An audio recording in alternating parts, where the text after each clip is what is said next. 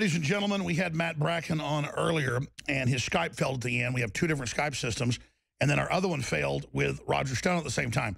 Just an example of how technology is great, but you can't completely depend on it, obviously. So we've got Roger Stone via video Skype, but audio via a phone. Going to Roger Stone here in just a moment.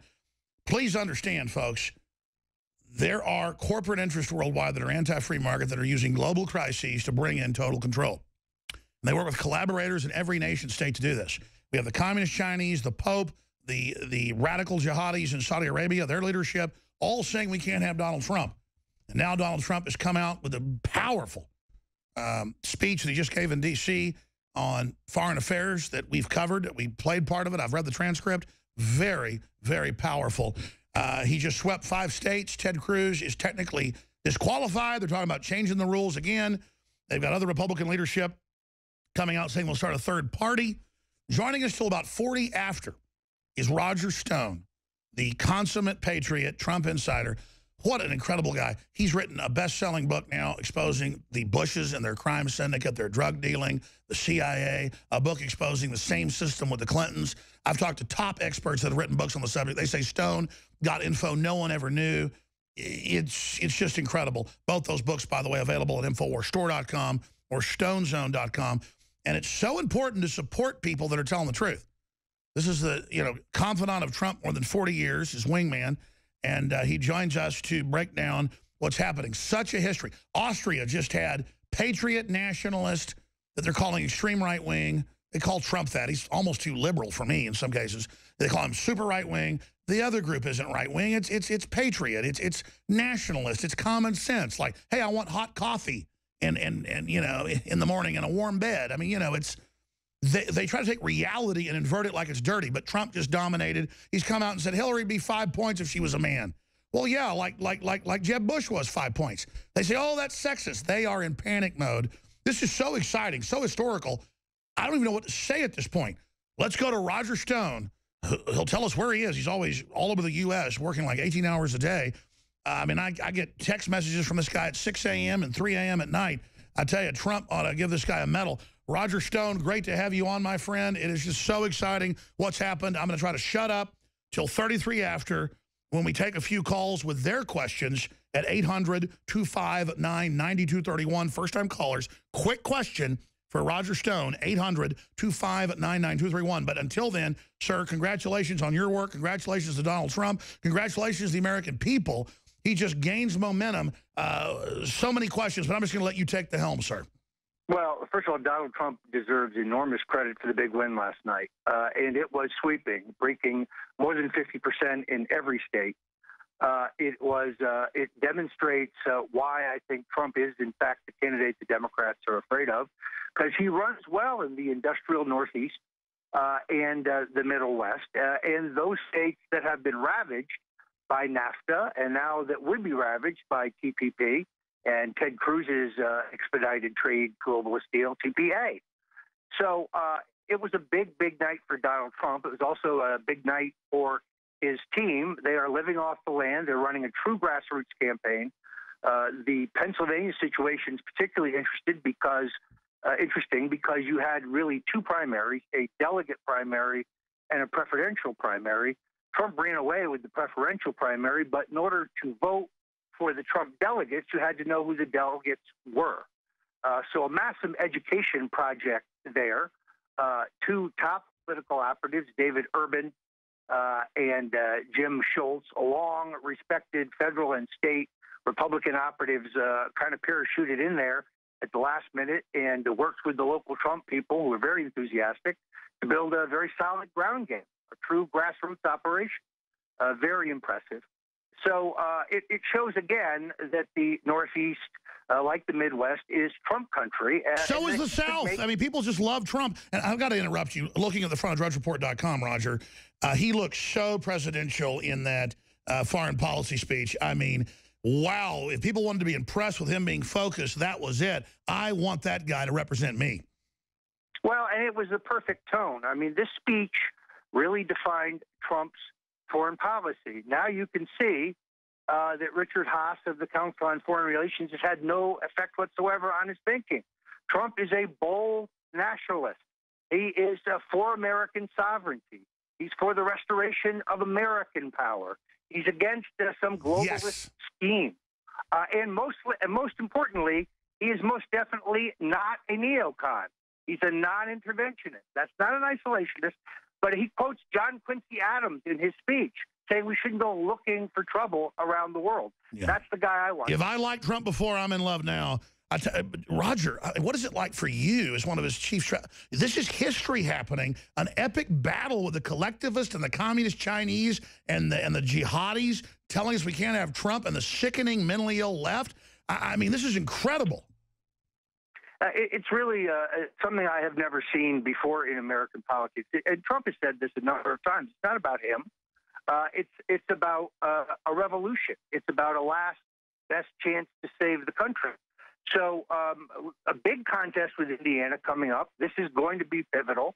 This is Ted Cruz's last hurrah. But some breaking news. Today at 4 o'clock Eastern, Ted Cruz will announce that Carly Fiorina will be his running mate for vice president. Wait, has that been announced, or are you giving us inside baseball? It is known to those of us who are professional.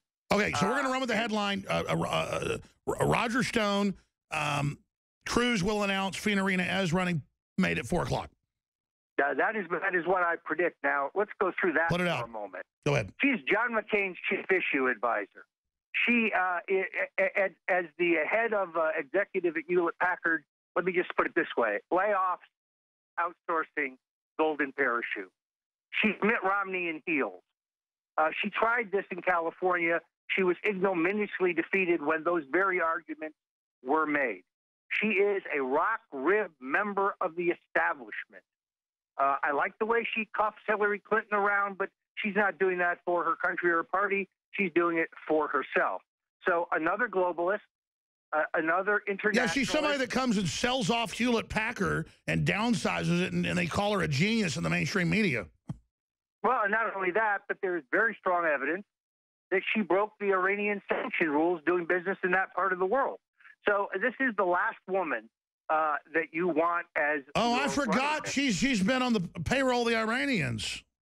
Yeah, no, this is a horrific choice by Ted Cruz. Now, there's every possibility, Alex, you have so much reach and influence that Ted Cruz will hear about this and change his mind before 4 o'clock, but I rather doubt it. Wow. Okay, please continue. Roger Stone, this is incredible. Please continue. Well, Indiana will be pivotal. I don't see Carly Fiorina giving Ted Cruz any bump there. I mean, this is, I guess Cruz thinks this is Reagan-esque. I mean, it's like when Ronald Reagan picked Dick Schweiker, who turned out to be a very fine man. And by the way, one of the most important members of Congress, skeptical about the Warren Commission and skeptical about the assassination of Dr. Martin Luther King.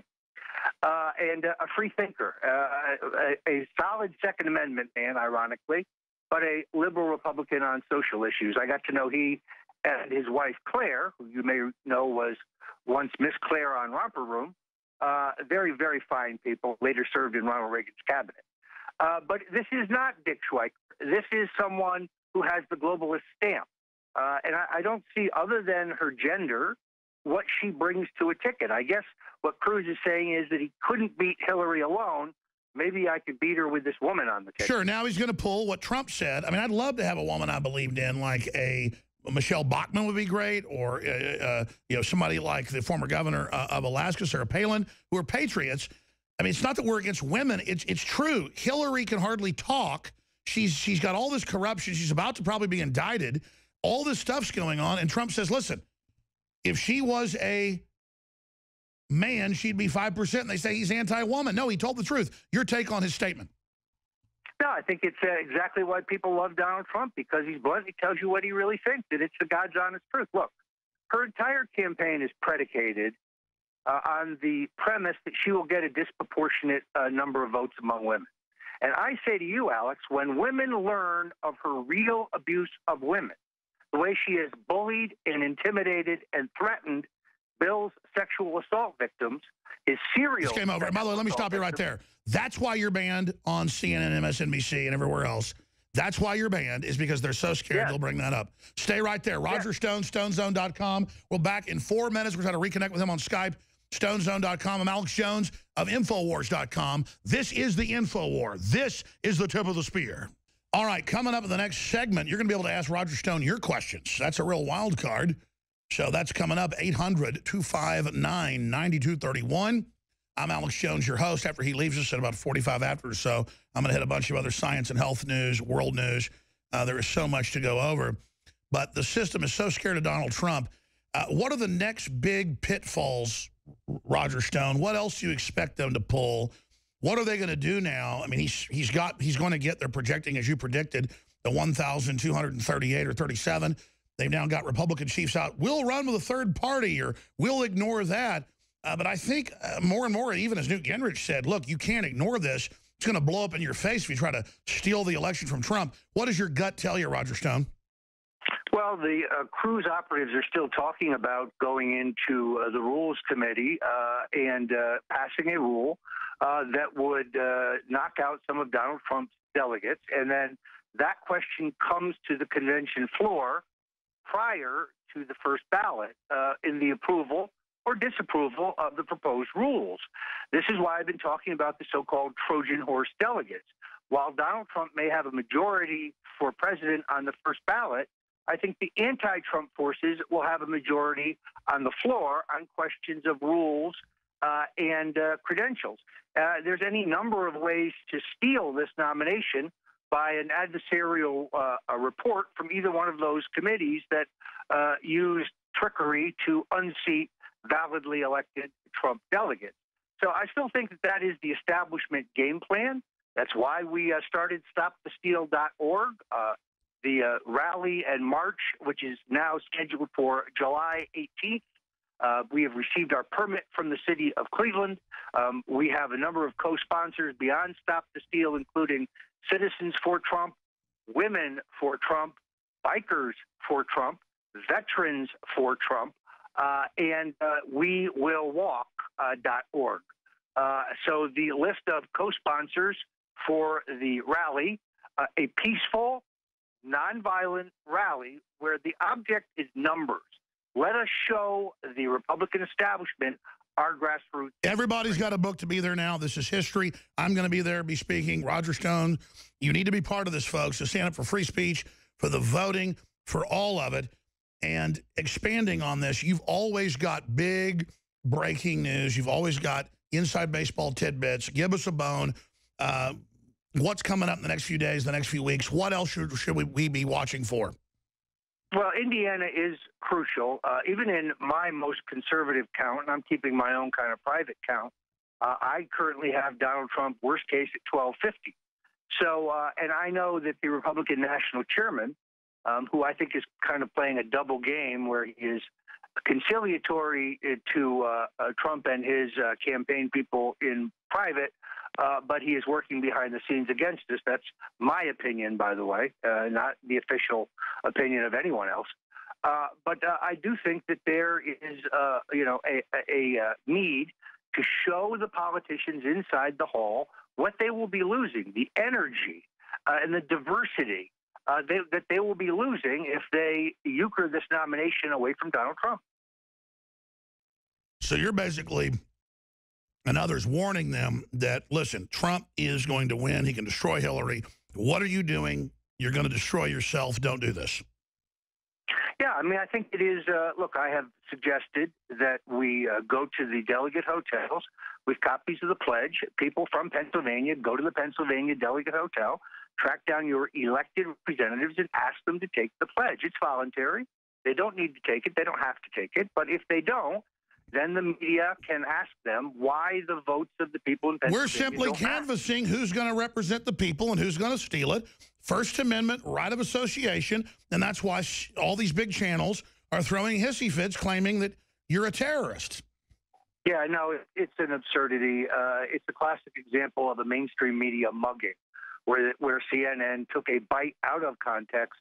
If they played my entire thought, even, they would have seen that I renounce violence.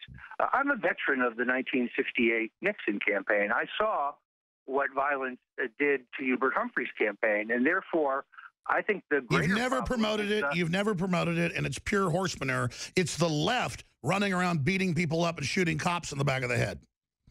Well, and the irony here, of course, is that those who are coming to Cleveland for violence are the paid agitators from MoveOn.org and Black Lives Matter and other lefty Clinton-supporting Soros-funded groups. They're there to provoke violence, to incite violence, and then the mainstream media will falsely blame that violence. That's right. Stay there. Let's talk about the Soros false flag straight ahead and take phone calls with Roger Stone on the road joining us. I'm Alex Jones. Your phone calls straight ahead. Rob, Adrian, Jeffrey, Jerry, James, Sean, stay with us. Infowars.com. Roger Stone's our guest. Infowars.com is the website. His site is stonezone.com. Before he leaves us in about 10 minutes or so, he's going to give us the different sites to be there in Cleveland or to be involved or to report election fraud. But we're starting to win. I think Trump's been winning the votes, obviously, but we're defeating the entire machine, the entire corrupt world that's fighting against the true populist. We're already seeing populism spread all over Europe. Austria just went to a populist. They're panicking. Who says evil always has to win? Who says we can't start to turn the tide? The mainstream media has a 6% approval rating in the Associated Press poll. They're dead. They're zombies. We're just telling them they're dead politically. Roger Stone's our guest. Roger, you know, the big question I've got, one big one I forgot to get to, and I hope you can really give us, again, the inside scoop on this. I know you like to stay focused on the campaign, focused on our freedoms. You don't like to get into what's happening inside the campaign, even if you disagree with some of the people involved. As we've talked privately, I'm not going to get into it, but will you please, because a third of the media's coverage is about what's happening on the Trump campaign, and your former business partner, you know, your good friend, you know, coming in and really, I think, helping the situation. The current head that was kind of sidelined for a while, but we're told he's been brought back. Mainstream media is saying there's a fight inside, and Trump has kind of, you know, told Paul and others, hey, back off. You don't run the show. What's true? What isn't? There's a Politico article. Trump rejects new advisor's push to make him presidential.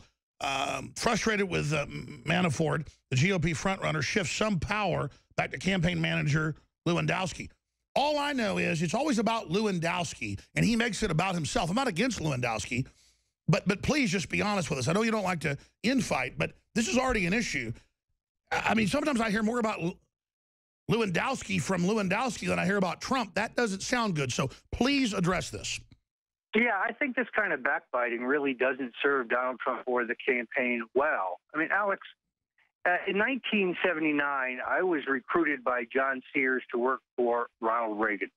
And I really liked and respected John Sears, who was Reagan's first campaign manager. After the New Hampshire primary, on the eve of the primary, actually, Governor Reagan decided to fire John Sears and hire Bill Casey as his new campaign manager. Now, I had my reservations about Casey, but it occurred to me that I worked for Ronald Reagan, and my job was to elect Ronald Reagan, and my job was to coordinate with whoever Ronald Reagan chose. I think in Paul Manafort, Donald Trump has chosen a superb professional, someone who has actually elected presidents, both here and abroad.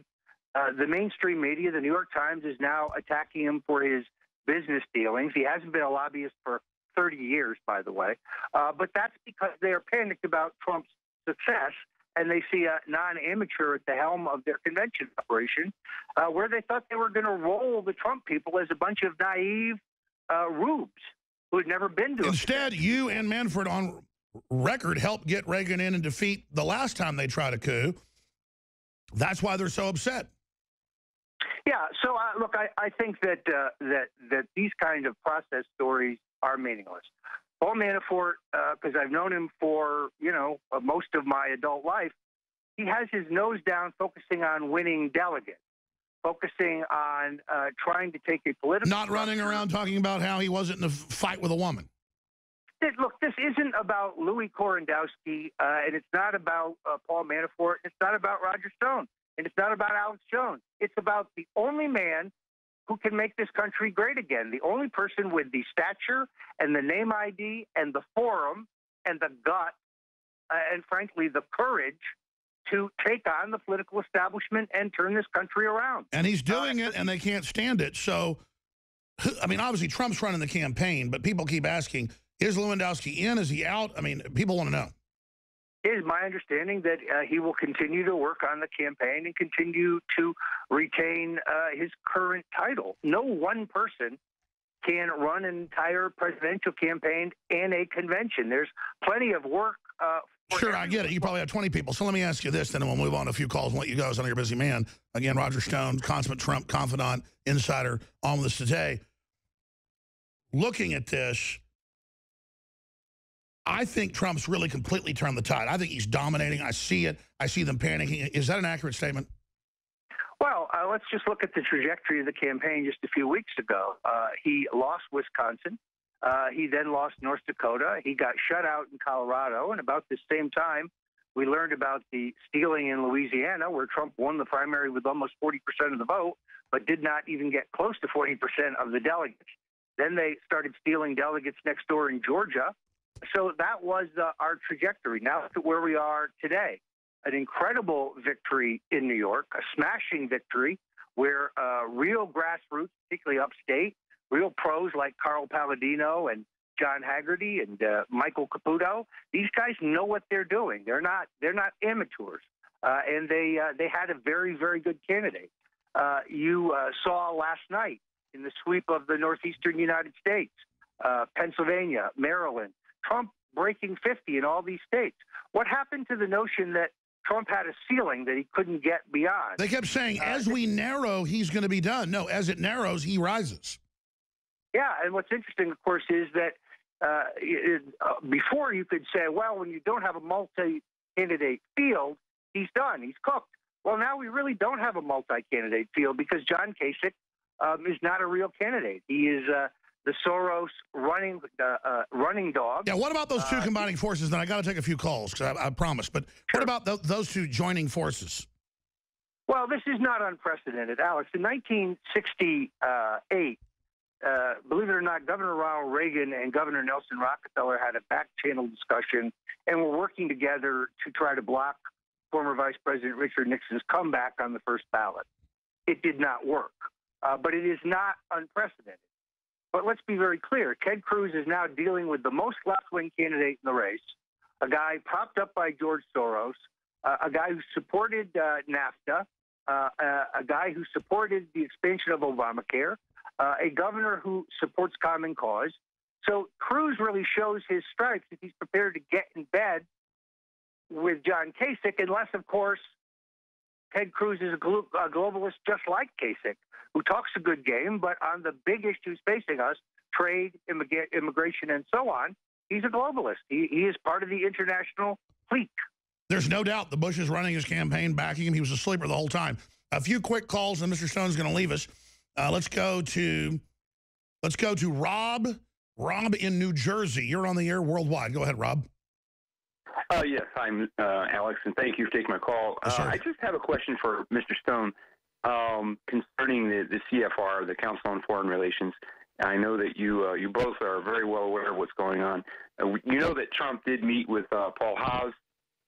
It's Richard Haas. Yeah, we've talked all about Richard Haas, excuse me. Right. And evidently, he had a meeting with him.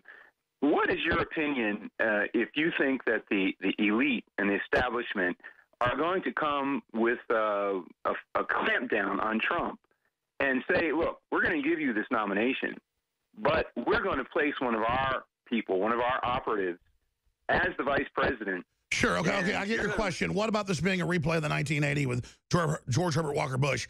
I mean, I think the answer is Trump's already said no to Haas, and Haas came out and attacked him a week after they talked. Stone? Yeah, I mean, look, today's speech shows that the Council on Foreign Relations has no influence on Donald Trump. He remains a Reaganite in terms of his foreign policy views. He's a hardliner. He is, but he's not a neocon. He doesn't want to rush us off to war in places that it's peace through strength. He's not going to start wars, but he's not going to put up with any BS. So a real basic Reagan-Eisenhower doctrine, peace through strength. He had lunch with Richard Haas, frankly, because Joe Scarborough kept badgering him to do it. So he had lunch with the guy. He was actually not fully aware of Haas's neocon credentials, a cheerleader for the war in Iraq. And today tells you that Trump is his own man. Haas came out and attacked him a week after. That tells everything I need to know. Thank you, Rob. Good question. Let's go ahead and talk to Keith in Maryland. Keith, you're on the air worldwide with Roger Stone. Hey, guys. How you doing? Good. I just wanted to say something else. CNN 10 minutes ago just announced that Fair Arena is going to be, or Cruz is going to announce Fair Arena as his running mate at 4 o'clock. And you heard that before us. You heard that first. Hope they put it on the site. Stone said it first. Go ahead. Oh, I know. That's what I'm saying. I know he said it first. But anyway, since the Kasich Cruz alliance basically broke down as soon as it was announced, do you think this is a move by Cruz to try and get somebody else to form a dual front against Trump while he attacks him from one side and she attacks him from the other? So, like I said, well, obviously, it's the whole Hillary leftist. Oh, look at that! I got a woman here. Just total gimmickry in my view. And if Fiorina couldn't get 5%, just like Hillary wouldn't up against Trump, same deal. I mean, there's the proof right there. Roger Stone?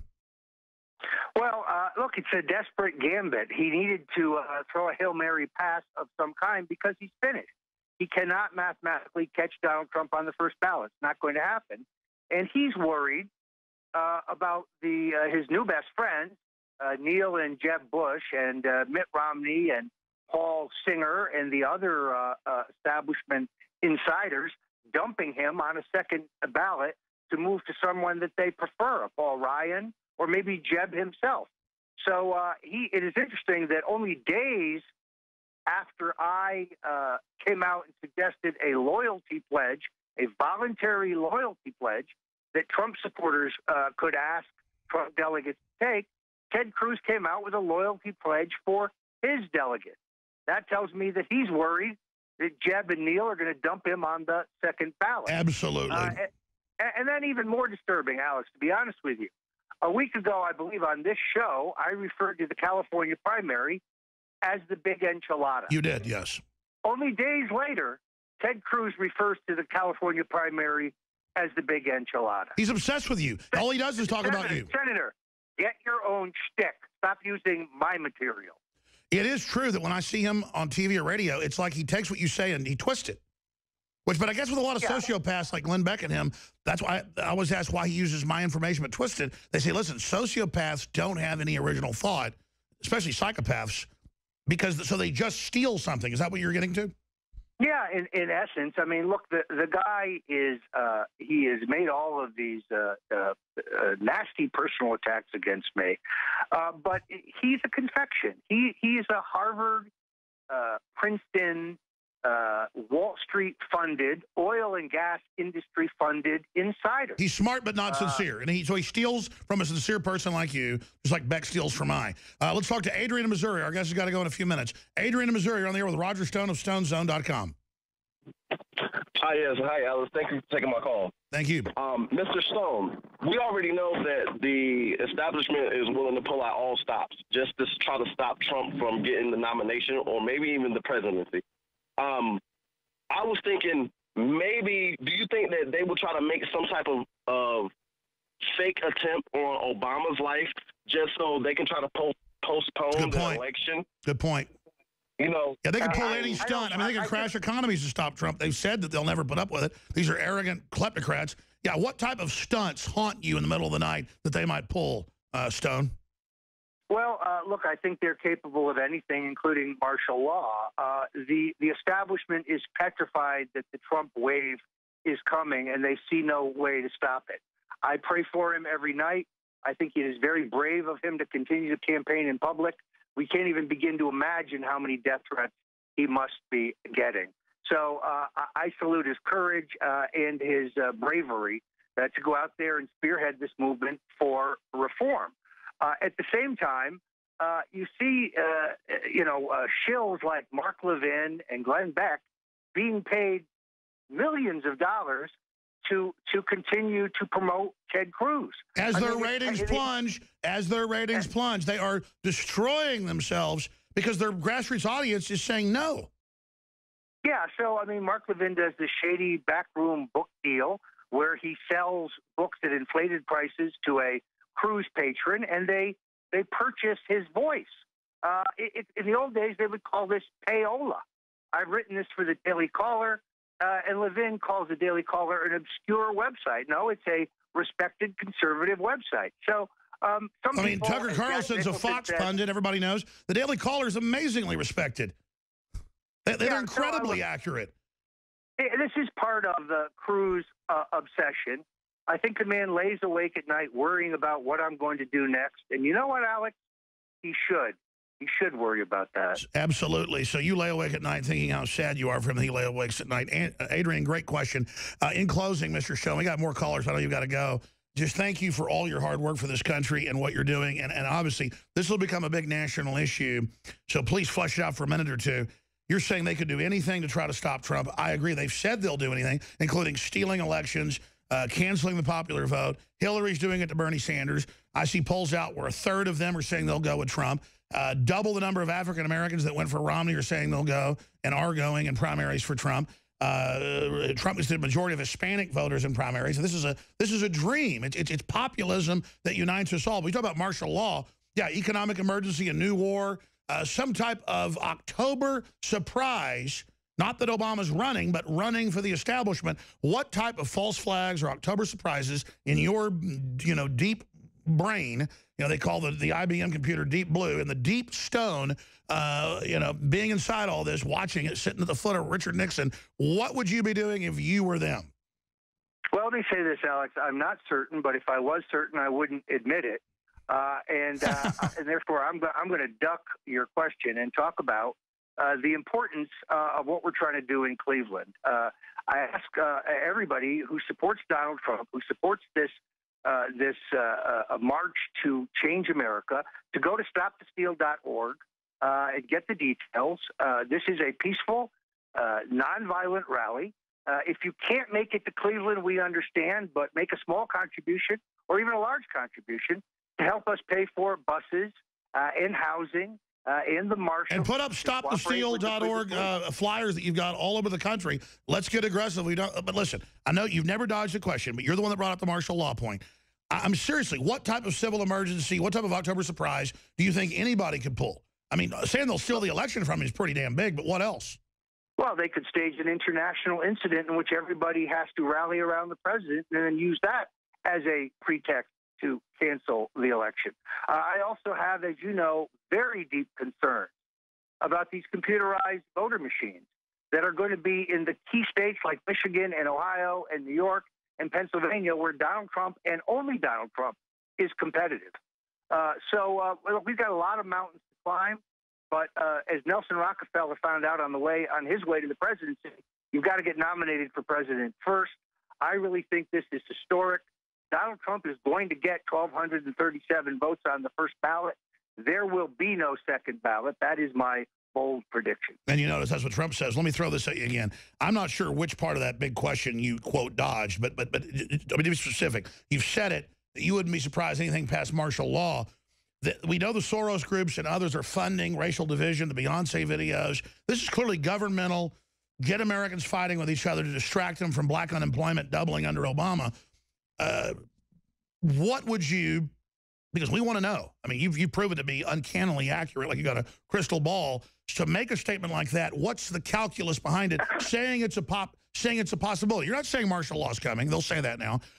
What is the calculus behind it? And it isn't just Obama that could pull some stunts.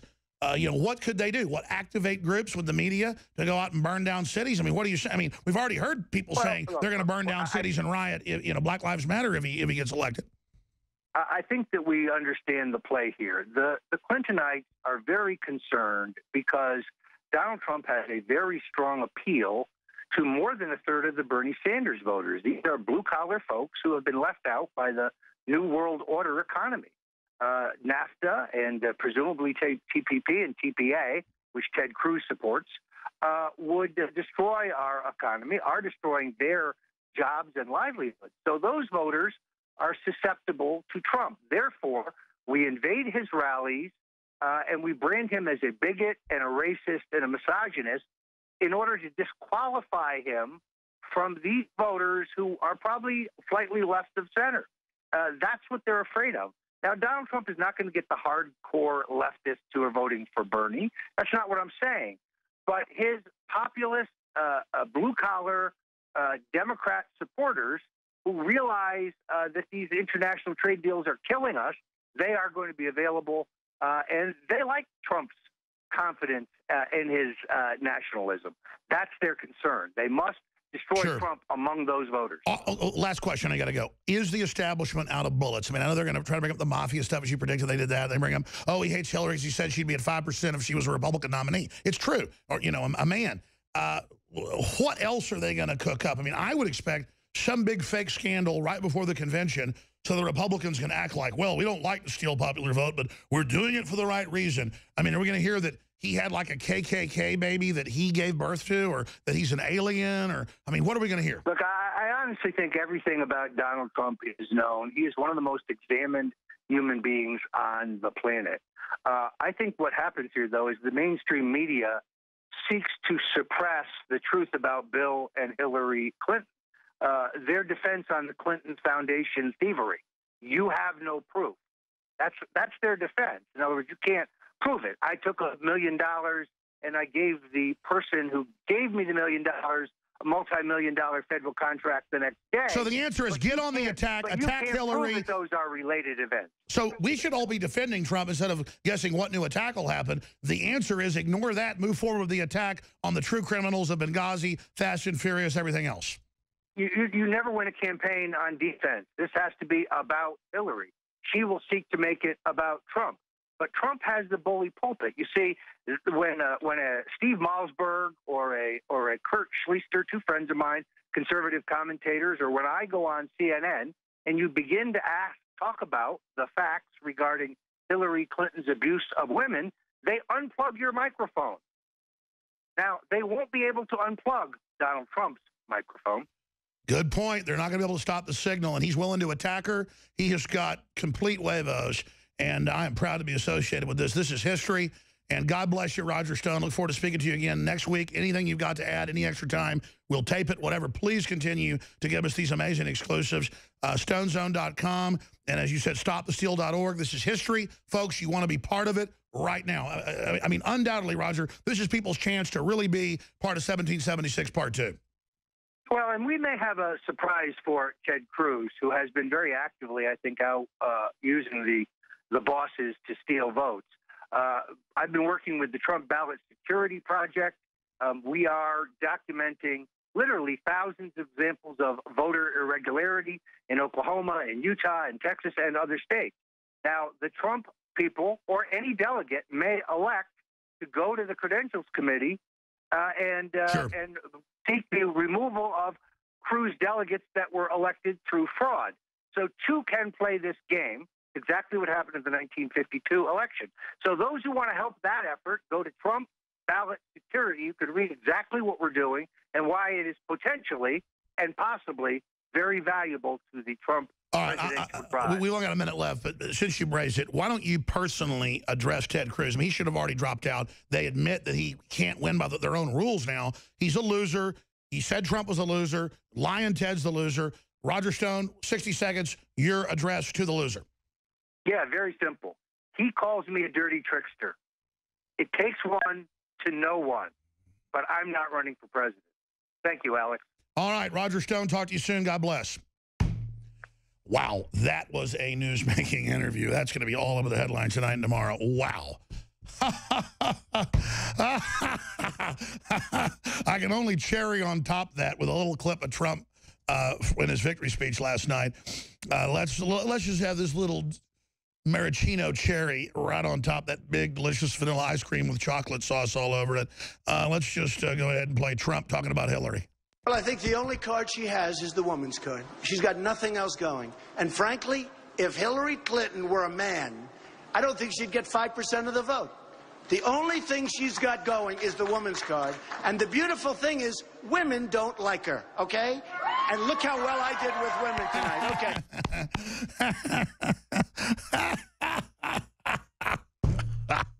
I'm sorry. The globalists think they're the only people that are humans and can fight.